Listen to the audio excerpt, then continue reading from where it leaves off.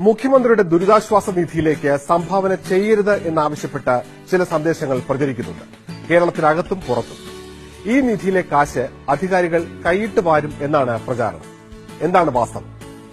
മുഖ്യമന്ത്രിയുടെ ദുരിതാശ്വാസ നിധി പൂർണ്ണമായും CAG അഥവാ കംട്രോളർ ആൻഡ് ഓഡിറ്റർ ജനറലിന്റെ ഓഡിറ്റിന് വിധേയമാണ്.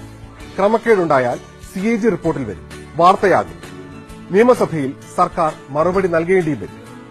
ഈ ഫണ്ടിലേക്കുള്ള സംഭാവന ബാങ്ക് ഇടപാട് വഴിയുള്ളതും രേഖയുള്ളതുമാണ്. ആദായ നികുതി ഇളവിന് അർഹമാണ്. ധനകാര്യ പ്രിൻസിപ്പൽ സെക്രട്ടറിയുടെ പേരിലുള്ള അക്കൌണ്ടാണിത്. എന്നുവെച്ച് അദ്ദേഹത്തിന് സ്വന്തം ഇഷ്ടപ്രകാരം ഇടപാട് നടത്താൻ കഴിയില്ല. റവന്യൂ വകുപ്പാണ് ഫണ്ട് കൈകാര്യം ചെയ്യുന്നത്. വിവരാവകാശ നിയമപ്രകാരം അപേക്ഷ നൽകി ഈ ഫണ്ടിന്റെ കണക്കുകൾ ആർക്ക് വേണമെങ്കിലും അന്വേഷിക്കാവുന്നതാണ്.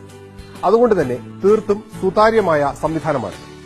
കേരളത്തിന് ഇങ്ങനെ തന്നെ വരണം, അതുകൊണ്ട് ദുരിതാശ്വാസ നിധിയിലേക്ക് കാശ് കൊടുക്കരുത് എന്നാരെങ്കിലും പ്രചരിപ്പിച്ചാൽ ശ്രദ്ധിക്കാൻ നിൽക്കേണ്ടതില്ല.